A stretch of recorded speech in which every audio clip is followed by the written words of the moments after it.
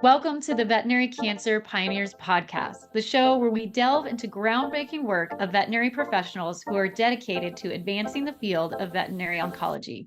I'm your host, Dr. Rachel Venable, and I'm thrilled to embark on this journey with you.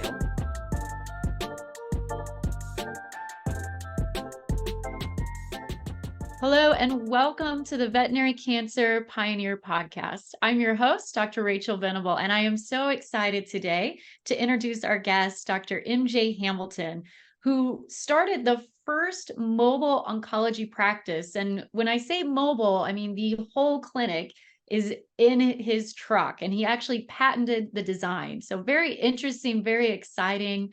And to give some more background on Dr. Hamilton, he's worked in veterinary medicine his entire life, starting at the age of 14.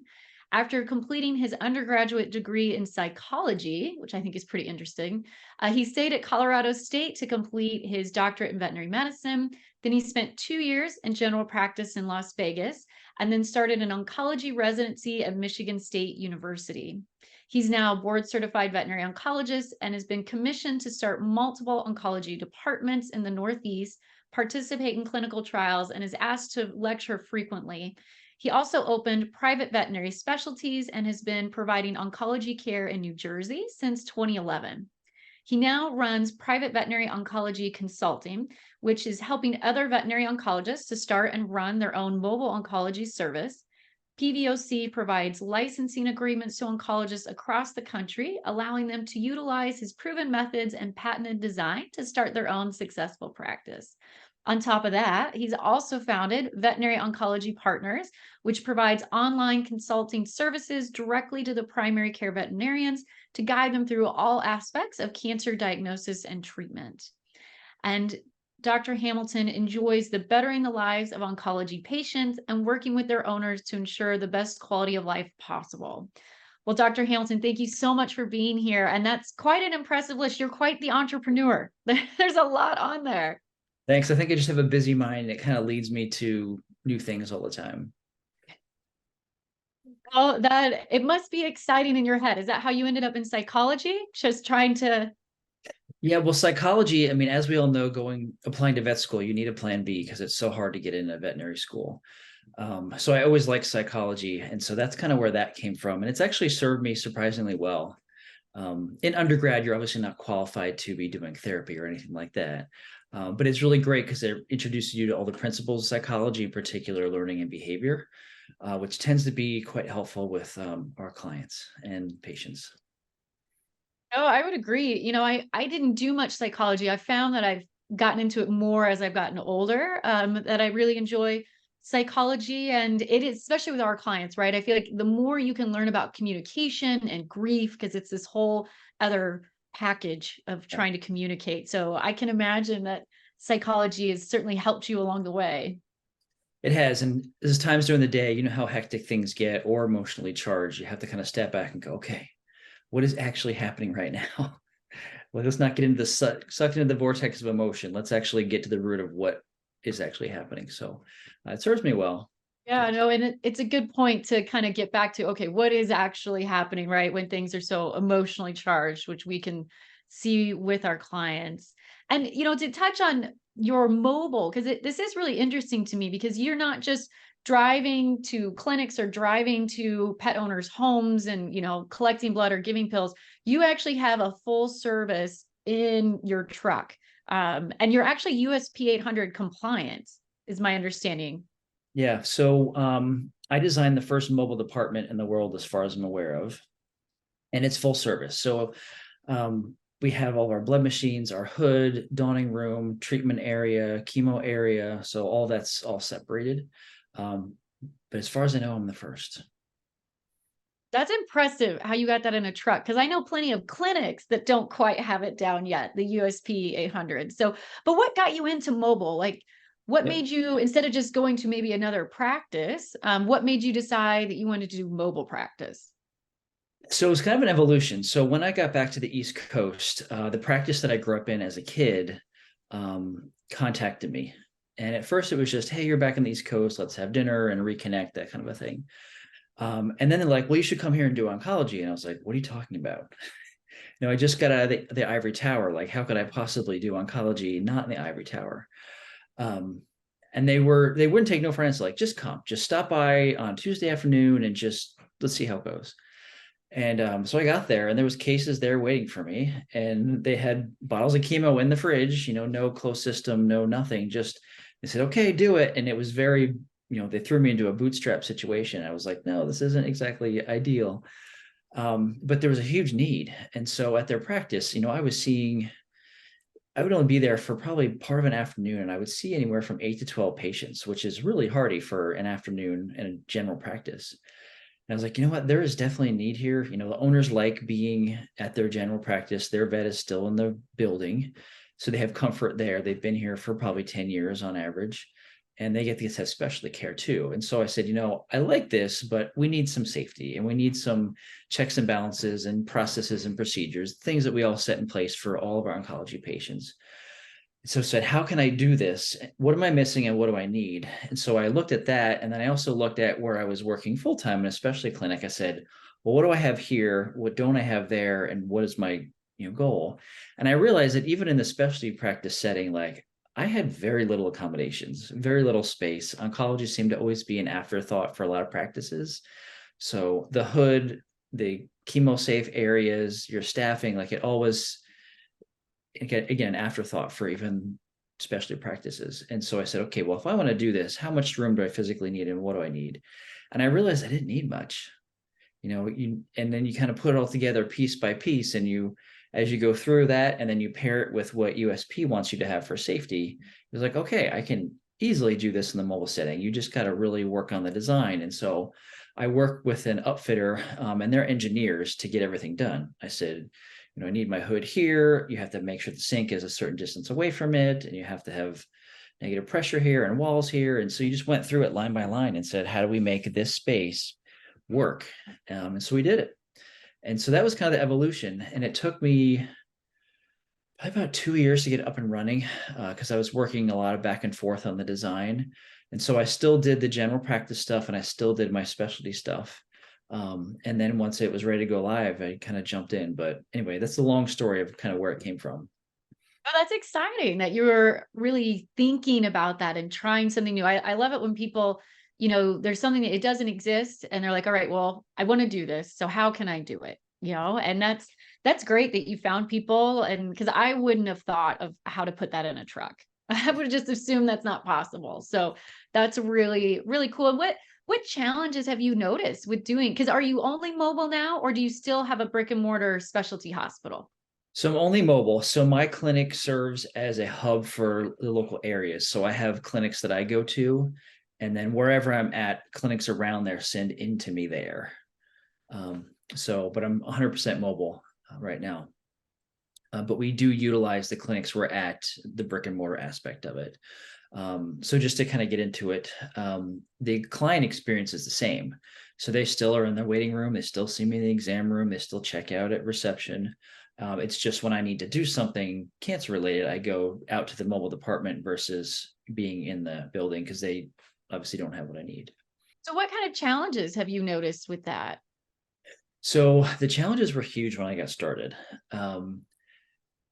The same things that brick and mortars have when you're fresh and just opening the doors, as well as stuff on top of that.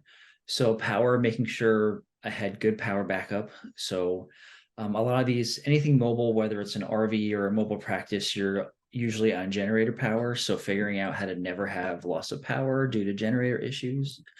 That was it. Scheduling, making sure that I could see the patients and have enough time for every patient before my next location. That was a big challenge. And just trying to figure out all the day-to-day stuff, how to do it. Internet, where do you get internet? You're on wheels. So when someone says you need a hardwired internet for your blood machines, how does that happen? Because you aren't hardwired, you're on wheels.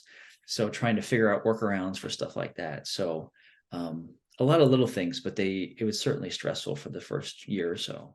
Now, how many clinics do you typically go to? So right now I have 5 clinics I go to per week, and they're standing order. So I'm at the same clinic the same day every week. So there's no guesswork. Clients always know where they can find me. And so it's pretty reliable for there. And they like that. They can say, okay, you're always going to be here on a Monday. If I need you on a Monday, that's where I go. They're obviously able to reach me all week long. So they don't have to just stick with one place. They can call us at all times, see us wherever they want. So the clients have plenty of flexibility. So I heard some of the challenges and can kind of imagine, just that to make yourself more mobile. What are some of the positives? What makes you keep doing mobile? What do you like about it? So I like being able to work with the primary veterinarians and their owners in that setting on the front lines. So I think a lot of us as specialists really lose touch with what it's like to be a primary veterinarian. Some of the challenges, everything comes in undiagnosed, and you have to just figure out every condition known to man. Versus us as specialists, a lot of times they're wrapped up with a bow and just sent to us when they're ready for treatment. So seeing them and working with them on the front lines, they'll walk out of a room and go, "Oh my God, this dog's CBC is nuts. What do you think?" I'm like, "Okay, well, it has acute leukemia right now. And so I'm glad I'm in the building because it needs to see me right now." I've had that happen before. Or they'll be taking some rides and say, "Hey, can you pop in and look at these? Give me your opinion." So I really like working with colleagues like that way, and seeing what they go through and also helping them do their workups faster. So some cases for us as specialists are very easy and just need a couple of steps, whereas to them, it's not as clear. And so it's great to say, okay, consider XYZ, and it gets the patient worked up faster and really helps everybody. It helps everybody get to the point quicker. So I like that. And the owners, I like the comfort level that they have, that they are used to. A lot of them, not all of them, but a lot of them are used to seeing me in a clinic where they're used to seeing their vet. And so they take comfort in that. And just having something familiar when you're in such an emotionally charged situation goes a long way. It really does. Yeah, I've noticed even with my teleconsulting, like a lot of the pet owners, they're just so comfortable at their vet's office that, regardless of what they end up deciding to do, you can tell they're just much more relaxed knowing that, okay, I hear somewhere familiar and my vet's good with all of this, even if the vet's not right there on the call at that moment, Yeah. they just seem more comfortable. So yeah, I would totally agree. There's just something about that familiarity, right? Versus when you go to a specialty hospital and it's so new and different. And Yeah. um, how do you think the general practice, how do you think they like your services, or what's been kind of the feedback and things you've gotten from them? As far as I can tell, they love it. I'm predictable. And so they always know that I'm going to be there on certain days. And so they'll keep cases for me. So they'll have a stack of records and say, "Hey, can we go through a couple biopsies together?" So they like that predictability to know that they've got, they can phone a friend or whatever, that'll be there to help them out with stuff. And the fact that we can offer expanded services in their setting. So they like that it's kind of a value add for owners, and they're not having to lose touch with cases. So when I'm there, I literally be walking through treatment. I'm like, "Hey, Fluffy's doing great in remission." And it's just a fast update versus them waiting for a fax or an email from a referral hospital. They get to see me walking down the hall with their patient and hear that everything's fine. So just having that connection still, they're not losing touch with patients. So that's really helpful. Yeah, no, I could see where they would really like that because, it's kind of like the pet owner. A lot of times these vets have quite a relationship with some of these people. Like you said, they've been seeing them for 10 years on average. I can't imagine that. What I mean, in specialty, that's a lot. So And they'll say stuff like, "Hey, that's my favorite patient," or "one of my favorite owners." And you're like, "Yep, we're doing great." And they see they're in good hands and it's going well. So it's live in front of them versus sending them out the door and kind of hoping that it goes well. Yeah. sure. And I'm sure that it's also nice for them because they know you. So they know, like you said, it's, one of my favorite clients. And so they know, more of what to expect and how all that process is going to go. So that's really cool. And what would you say, I find oncologists, a lot of people love practice, but there's definitely people, and I feel like maybe just veterinary medicine in general, where people are wanting maybe something a little bit different. They don't want to totally leave practice, but they're wanting something different. And correct me if I'm wrong here, you can actually help oncologists with your design and things so that they could do this on their own. What do you find that would be a reason people would prefer mobile over clinical practice? Well, it allows them to have their own business if they want it. And when you have your own business, you call the shots when it comes to scheduling, pricing, staffing, inventory, all that stuff. And so it empowers them to do it their way. And I think a lot of us are perfectionists inside, and we all have opinions about how things could be better, or we could do it our way. And when you work for someone else, your input is taken to some extent, but not always. And depending on how big the organization is you work for, it may fall on deaf ears, or they may actually consider you. Whereas when you're in your own practice, it's always your way. So I find that, that's something that people see value in. So I don't know. I think owning your own practice just empowers you to have the life that you want to have. Oh, it's true. I've noticed even since I've started my own company, it's kind of, you get more of that flexibility. And what would you say, because I can only imagine what kind of finance and loans and things you'd be committing to if you're trying to buy your own brick and mortar. How would you compare that to the mobile? Because your truck's pretty, it's pretty advanced. It's not just a van. Yeah, they are custom builds. This is not a retrofit. This is not someone else's prior RV. This is complete custom build, start to finish, brand new. Compared to brick and mortar, it's drastically less. Drastically less. So you're in the hundreds of thousands of dollars mark versus brick and mortar, you're almost always in the millions. And so it's drastically less.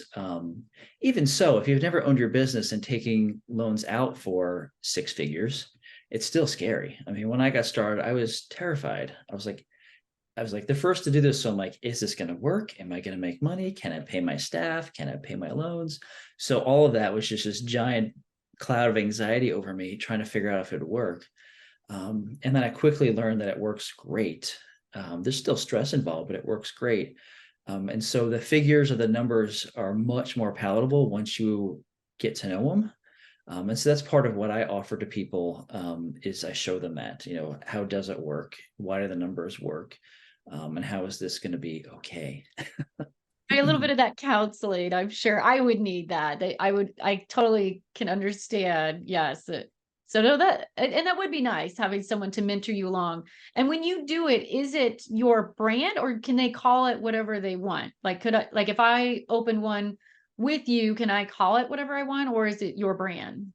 No, it's their brand. So everybody that works with me, they have their own business. So the way that my company works, Private Veterinary Oncology Consulting, is we walk people through how to start a mobile practice, and they have licensing agreements with us to use my patented design. But in the end, they can do whatever the heck they want. So they can staff it the way they want, supplies, schedule, all that stuff.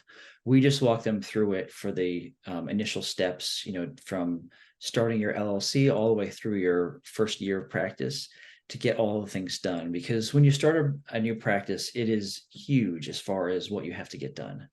And there's no guide, so no one tells you. And so that's kind of what we help get them through, is let them know all the steps, how to do the steps in the right order to save themselves some heartache, so that they can be successful. But it's all their business, their brand. They set their own pricing. In the end, they call the shots. We just get them launched, if you will. So As far as mobile, is this something you can do in all 50 states? The states all have different practice acts and things, but as far as mobile, you're seeing the client, so I would assume you can do it anywhere. But since you're USP 800 compliant, I'm sure you've read all the regulations. So have you noticed, is there any geographical issue with doing this? not that I'm aware of. I haven't looked into every state, to be honest. There's some states that are stricter than others, that they'll have state laws above and beyond what we're used to hearing. But I am not aware of anywhere you couldn't do it, as far as I know. Yeah, I would think if you're USP 800, that's got to be pretty close, if not all the states, and you're seeing the actual pet. So I think that would help with a lot of the Oh yeah, practice acts and things. we have a client-patient relationship with all the owners. We're looking them in the eye, face to face, just like we would be in a specialty practice, and they're signing chemo consent just like they do at a specialty practice. So it's essentially the same thing. It's just we bring all the safety with us in a mobile fashion, but it's all of our services the same. I can do everything now that I always could. I can run research trials. I can give all the drugs I used to give. So I don't feel at all inhibited by being mobile at all. How do you like being mobile with the vet versus going directly to the pet owner's house? Have you thought of that, or have you experienced going directly to their house? Yeah, both. So when I first got started, I did do a little bit of owner direct at their house. I don't like it. So for safety reasons and for patient care reasons, I do not go to people's houses anymore. I'll do some horses that way. So there's some horses around that need melanoma vaccine or are on lymphoma protocols. Even then, I'm not thrilled about it, but I'll do the horses because they physically can't haul them back and forth every week. But for small animals, I don't go to people's houses. And the reason being is safety. So we have all had in practice patients that have decompensated while they're there. So I've had dogs going to tamponade right in front of me in the exam room, um, or had other issues where I needed to make sure I had a full service facility that I was at. So I only do it in association with a host location. I don't go to people's houses at all. And I'm very happy about that. It was a decision I made early on. I only did a couple of house calls and I quickly realized like I wanted a backup. I wanted to be with other vets in case I needed something. So That makes sense. And it is interesting because I feel like the traditional mobile setup is to go to people's homes. And then to pivot a little bit, you also have a company that consults directly with the vet. Now tell me a little bit about this. How is this different than your mobile? Like, why would you start this? So this is telehealth. So Veterinary Oncology Partners works with primary veterinarians to bring cancer care to underserved areas. So as you know, there's areas of the country that don't have oncologists period or specialty period. So we're trying to fill that need because there's still so many dedicated owners out there that need help with their pets, as well as great veterinarians that need help to help those pets in the underserved areas. So we're trying to fill that gap. So we founded this company about almost 2 years ago now. Myself and my partners, so they are internal medicine specialists and a pharmacist, to try to fill that void. And so it's a telehealth company that works with those vets to get them through their oncology cases. And we're actually different in that we will mail and ship IV chemotherapy and closed system transfer devices. So as you know, with USP, they really want you drawing things up in a proper hood that's vented. And we can't expect vets in underserved areas to have a hood and have an oncology department in the wings. So we do all that for them. And then we walk them through patient management and safe chemotherapy administration step by step. So that's what this company does and kind of how we do it. Yeah, so you're right. That would bypass a lot of the USP 800 as far as the infrastructure. Then Yep. you just need more of the PPE and, like you said, instructing just how to safely do this. How are you shipping IV? I mean, I'm assuming, do you have the dosing? How are you guys setting that up? Because that seems like that logistically could be a challenge. It has been a huge challenge. So we've been working on all the back and forth logistics for quite a while before we even went live. And we're actually just finishing our beta phase now. So we ship them all their PPE. It's kind of like a bark box, if you will. So they have a bag full of all their PPE for 2 people. So every single dose, they get fresh PPE for that case. As far as the dosing goes, they will send us all the information on the patient and we will calculate the dose. And then we ship it. We have a certain timeline we have to work in as far as drugs being stable. And so it's obviously shipped on ice/chilled with temperature control regulating strips to make sure there is no compromise to the drug during transport. And then before they actually give it, they have to also send us their CBC that day and a patient assessment to make sure the patient's ready for it. So there's a lot of hand holding with it. But the logistics have been huge. They've been really huge. But we want to do it because we want everybody to be safe. We want the staff to be safe and the patients to be safe. And so we had to, again, sit down and go through all the safety stuff that we worry about every day and say, how do we make this work?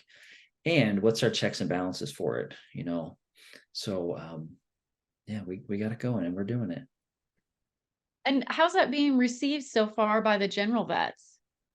It's going well. We're on purpose keeping it a bit slow at the moment. So we're not doing a big push. We've kind of handpicked a bunch of beta sites around the country for either vets that we know or vets that are really ambitious. And we're working with them and we're going through the cases one by one, trying to make sure they all go smoothly. So it's been well received. I just did one like half hour before I started this interview, and they were texting back how happy the referring vet was and how smooth it was. It's an exciting venture. We really want to help people out that need it. Of course, we still want people to see an oncologist who actually can. So owners that are in a state that's within a locality close enough to oncologists, that still is our recommendation. We're just trying to help those that can't do that. Right. There's a lot of dead zones, I Yeah. mean, there's only so many oncologists. And when you start looking, there's actually multiple states that don't even have oncologists. So yeah, this is a really neat idea because you're keeping people safer, so often when vets, even before, certainly before USP 800, sometimes I think we probably all have stories of people telling us how they pull up chemotherapy or how they were administering it. And it was just a bit Yeah. frightening. Yeah. It is. And even today, like people are relaxed, even the specialty setting, we see and hear of all kinds of stuff that's probably not the best, that it could be done better. But all the safety is built in, like it or not, you're getting your PPE fresh every time. So you may want to reuse that gown, but you're not, because we're giving you a new one every single time, and new gloves, and your chemo spill kit and your mat and all that stuff. So we work hard to make sure they have everything and to think of every little thing. Yeah, no, it sounds like you guys have been really detailed. How do you communicate back and forth? Is this an email, phone call? How are you guys doing that so far? So every site that chooses to use our services is onboarded, and they have a login to our website, and they'll submit recheck requests or first consult requests. And it's standard information: name, address, phone number, putting attachments on with your CBC or recent cytology. And we go through it just like you would in specialty practice. You dig through the records, summarize what's happening, and come up with a plan. So that's how the first consults go. And then for rechecks, meaning a chemotherapy treatment, they will submit that day. So the patient will come in, they'll draw their CBC, they'll do their exam, they'll submit that to us, and we have to turn that around within 2 hours. So essentially, these vets are doing some drop-off appointments. And within that 2 hours, we have to prove that it's safe to give this pet, that's responding as you would expect for the disease and the protocol that they're on. And we send them that back in writing so that they've got a document to say, hey, it's okay to do it.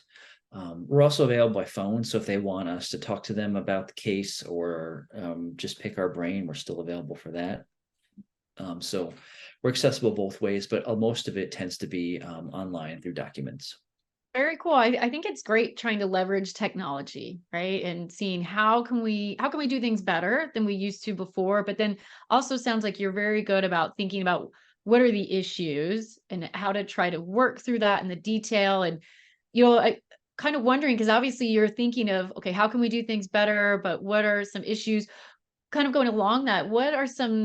Is there any interesting research or technology that you're seeing coming out, certainly in veterinary oncology, but maybe just in general with vet med, anything that you're excited about? Well, I still continue to be very excited about the genomic stuff for our profession. Doing tumor profiles and looking to see if there's any potential use for targeted drugs. I'm still very excited about that. I know we've had it for a couple of years, but it takes a while for it to take traction. And in my day-to-day, I try to use as much of that as I can for owners. So I find that exciting, and all of our data is still coming. It's new. We don't have it all figured out yet, but I love the possibilities that it might have for us. So I find that exciting still. I always like to learn how other people are using it. Do you use targeted therapies? Are you combining that with IVs? Do you like the more single agent? How do you use that in your practice? I use it in addition to what I would consider standard of care. So say you have a hemangio and you're putting it on Adria. I'll run the profile also, and then if we have a potential targeted drug, I'll layer that in addition to what they're on.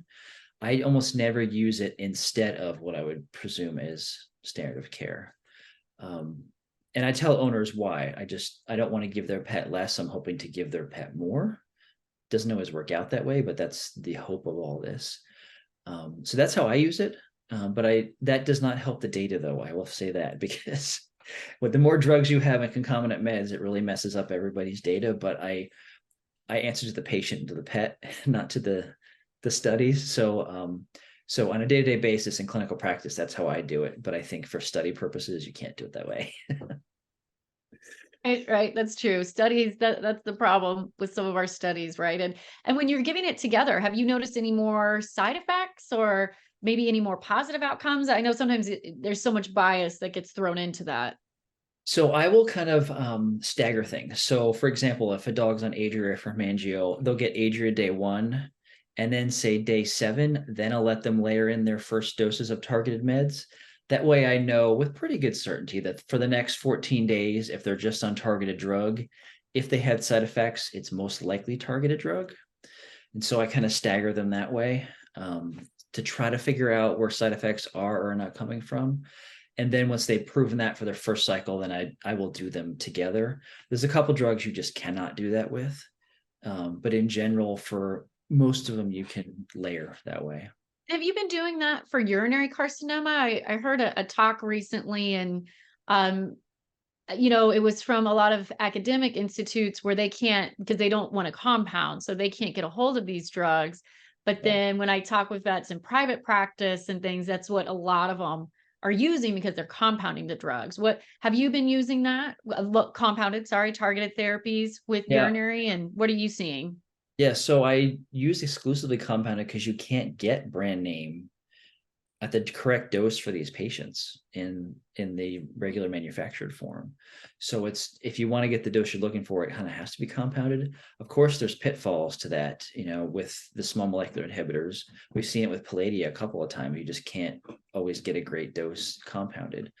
So if it's possible for me to use a manufactured size, I almost always do. But if it's impossible, you have to go to compounded. So specifically for urinary, I do get it compounded.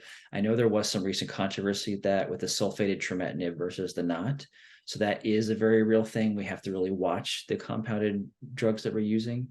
But I have absolutely used like trametinib with vinblastine or trametinib with mitoxantrone, and it's been very well tolerated. That's exciting. Now, I always like hearing what are other people doing, especially I think once you leave your residency and you're in private practice, I think that's when you also are always like, am I doing what everybody's doing? Am I keeping up? So, no, that's Yeah. great. Thank you for sharing how you've been using these meds. And also, what do you think are maybe some challenges facing? We're talking a lot about the positive and what's new and exciting, but what do you think is maybe something as a profession rather, we should maybe be a bit cautious?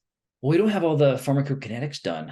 The PK, PKD data, it's just not done in a lot of these drugs. We're trying, and there's some residents out there that they're working on a couple of drugs, but we don't have it. And that's a huge criticism. And anytime you go to a meeting, the academics get up in arms because it's not all finished and we don't know all the stuff, which I agree with.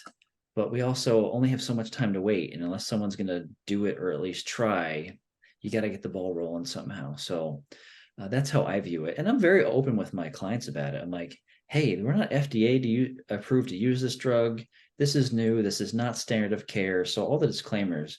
But you really have a lot of, at least I find there's a lot of owners out there that are so committed and they really do want to be novel or daredevil. They want to push the line a little bit. And as long as they're on board, we'll do it. Thankfully, I have never had any horrible things happen, knock on wood. But we all go through it in a thoughtful way. And I say, I want to try this because, and this is what could go wrong. And are you comfortable with that? Are you not comfortable with that? So it's a meeting of the minds, but so far it's gone well. But yeah, the criticism over the PK, PKD stuff is going to be there until it's all finished. So we have a long way to go with that to satisfy ourselves. And admittedly, some of these drugs may do nothing. They may do absolutely nothing, but you got to start somewhere.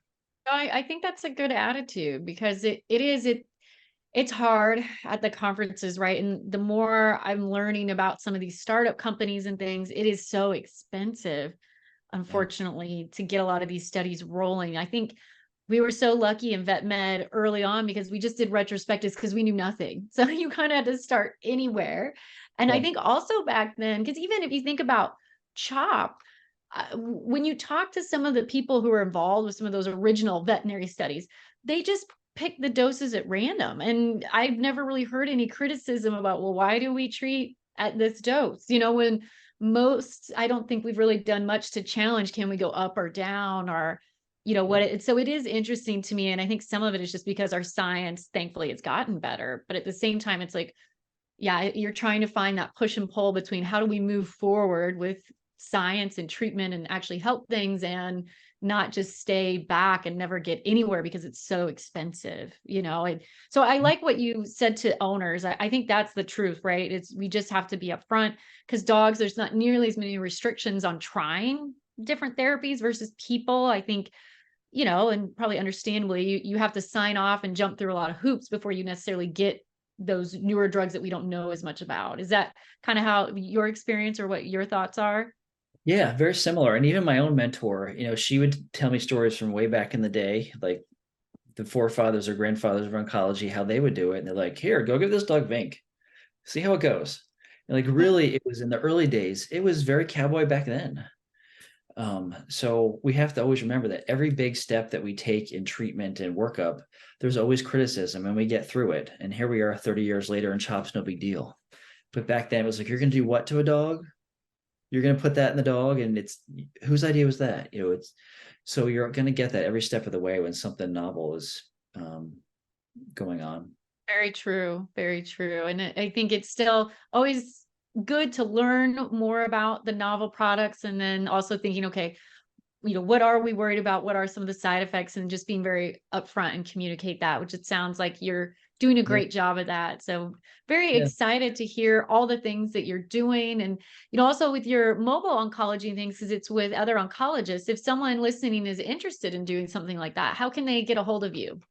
So they can easily contact me through any of the websites I'm on. The company that I use to consult with other oncologists is called Private Veterinary Oncology Consulting. So they can find me there. We're also on LinkedIn. And it usually just starts with a conversation. There's a contact us button, of course, but it's really us getting on the phone and kind of talking about what they're looking for, what their expectations are, and what their goals are for their career. Mobile might be for them or it might not be. So talking through all that's really important before you jump right in. Oh, that sounds important. You're right. Sometimes like, what are the goals? What are the motivations, and making sure that those actually all line up. And before we sign off here, do you have anyone else that you would recommend for this podcast? I do. And I was thinking about that today, a different one than you'd expect. So who I thought of for you to interview would be Sarah Boston, who, as you know, is a surgical oncologist.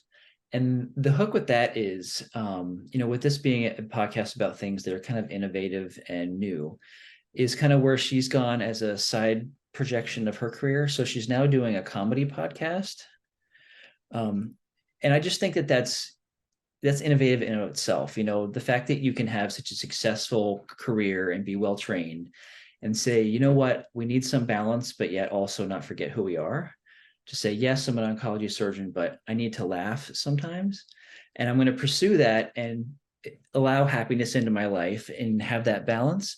So I think I'm kind of fascinated by that, stepping outside the box and not being a complete academic or just a clinician, and saying, let's be human and laugh a little bit, which is not at all part of oncology. Laughter is not usually part of what we do. But I found that was, it really caught my eye. I heard from her last week, and I was like, you know what, I'm actually going to recommend her because it's different take on career, different take on life. So there's something to that.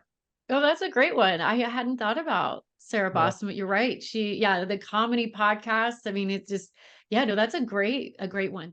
Thank you so much for your time. This has been a great chat. It's so nice to hear kind of a different spin on things, right? How can we still be oncologists, but do something different? Because, one size does not fit all. So this has just been really great. Thank you so much for being on our show today. No problem. Thanks for having me. And for all the listeners, if you would like to reach out to Dr. Hamilton, you can certainly find him on Facebook and LinkedIn, but also his website, the Veterinary Oncology Partners, is veterinaryoncologypartners.com. It's pretty straightforward. And then his veterinary oncology consultants, if you're interested in direct to the veterinarians, that one is called vetoncologyconsults.com.